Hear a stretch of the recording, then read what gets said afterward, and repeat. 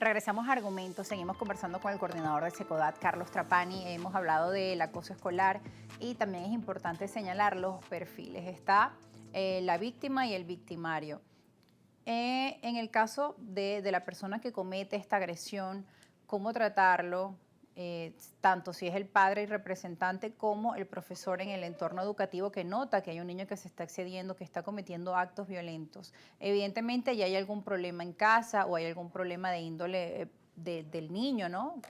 Puede ser, puede tener un núcleo familiar con padres muy presentes, con padres muy involucrados en la educación de sus hijos. No hay como una cartilla exacta. Claro, no significa que en esa casa haya algún problema particular. O no necesariamente. Con la víctima es más o menos fácil que hacer. Tienes que escucharla, tienes que cesar la violencia, tienes que continuar en el sistema escolar y pedir ayuda psicosocial, pedagógica, jurídica y familiar. El problema es qué hacemos con la víctima. Hay un gran vacío legal porque no hay un régimen de sanciones y nosotros venimos de una época de la expulsión como sanción. ¿Tiene que ser el único recurso? No necesariamente. Yo creo que la expulsión no puede ser ni la primera ni la única medida. Tenemos que agotar otras. El problema es cuáles otras. Bueno, yo creo que tiene que haber acompañamiento psicosocial para ese adolescente agresor o niño agresor, tiene que haber cómo involucramos a la familia, cómo hacemos un plan de desarrollo para ese niño, cómo abrimos espacios de escucha, de participación, entender qué le pasa, por qué actúa de esa forma y sobre todo buscar metacognición. Es decir, que ese adolescente pueda reflexionar sobre su comportamiento y eso es un proceso que involucra a la escuela, que involucra a la familia, que involucra al propio adolescente, incluso a sus padres. Entonces es un proceso que es integral, pero evidentemente desde el Estado, siendo el ente rector en materia educativa, tiene que dar líneas sobre cómo hacemos estos procesos de intervención. No puede ser judicializar, no puede ser que en todo contexto de acoso escolar la respuesta es penal con la intervención del Ministerio Público. Hay que agotar otras medidas, en la medida que el caso lo permita. Pero si en contexto de acoso escolar se comete un delito de lesiones, de inducción al suicidio, evidentemente hay una responsabilidad penal si ese adolescente es mayor de 14 años. Ahora, hasta el año pasado se discutía dentro de la Asamblea Nacional una ley de convivencia pacífica escolar. Esto quedó pues hasta su primera discusión y con una consulta pública, pero lamentablemente no se avanzó con esta legislación. Esto quizá podría ayudar un poco a que el tema se conozca más en las escuelas, ¿no? Claro, y sobre todo buscar el consenso de qué es acoso y qué no es acoso. Cuáles son las obligaciones del Estado en este tema, cuáles son las obligaciones de las escuelas, cuáles son las obligaciones de la familia. ¿La ley es la solución definitiva? No. La ley allana el camino, pero requiere políticas públicas, con estrategias de formación, de investigación, de fortalecimiento de las capacidades del docente, para que el docente pueda hacer detección temprana, programas y servicios de apoyo a la escuela. Tengo un niño que es víctima de acoso y tengo que referirle a un programa de salud mental. ¿A cuál lo refiero? ¿Dónde lo refiero? ¿Es gratuito? ¿Es sostenido? ¿Cómo hace procesos de sistematización de experiencia? ¿Qué cosas se hacen bien en la prevención del acoso? Y cómo yo comparto ese aprendizaje con otras escuelas.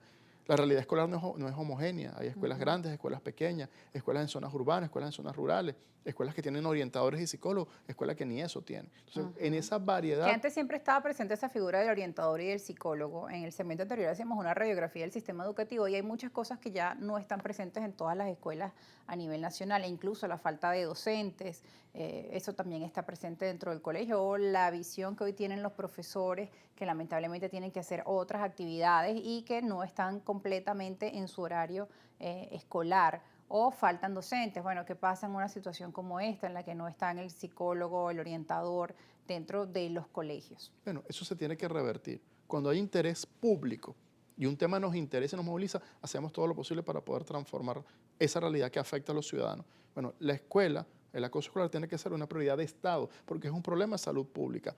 Hace daño. Una persona que es víctima de acoso escolar sufre la víctima y sufre su familia.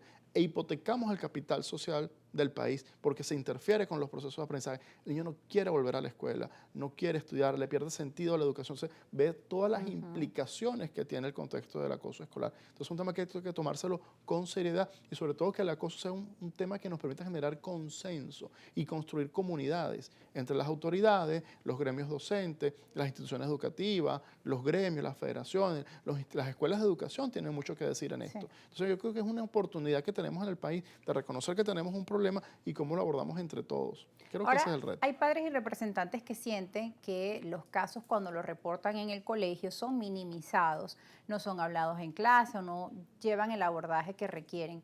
¿Cuál debería ser el papel de los colegios y también cómo un padre gestionar este tipo de problemas? Claro, el colegio tiene la obligación de escuchar, de reseccionar una queja y darle respuesta con los propios mecanismos institucionales que tiene el colegio o incluso con auxilio del sistema de protección.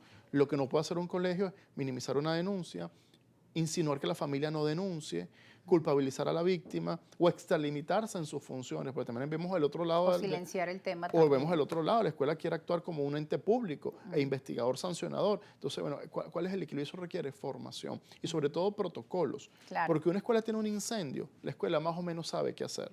Hay un terremoto, la escuela sabe más o menos qué hacer.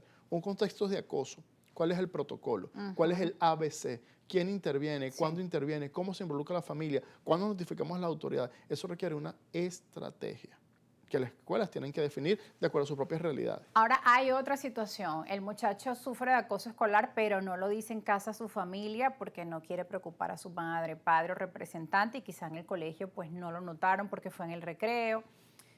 ¿Cómo darnos cuenta que nuestro hijo puede ser víctima de acoso escolar? Hay señales que hay que estar atentos. Para poder estar atentos hay que involucrarnos en la vida de nuestros hijos.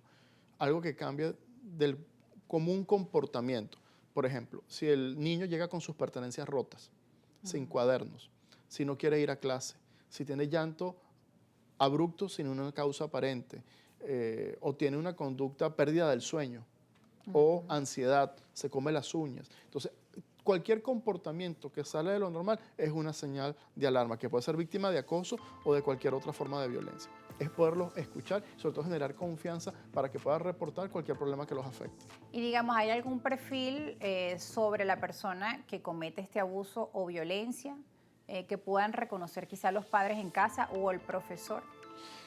Responde a la Señales simetría de poder. alerta. Depende de la simetría de poder. Generalmente el uso de la fuerza, el estatus económico, el estatus académico, el estatus deportivo, no necesariamente por exceso, también por deficiencia. Entonces hay distintas variables. Que es buscar el reconocimiento de los padres, ¿no? Eso. Siempre Y sobre es todo el alguien que quiere ser muy reconocimiento negativo. reconocido. Es ese liderazgo negativo que pareciera que me da estatus, que me da posicionamiento. Eso es lo que tenemos que estar atentos.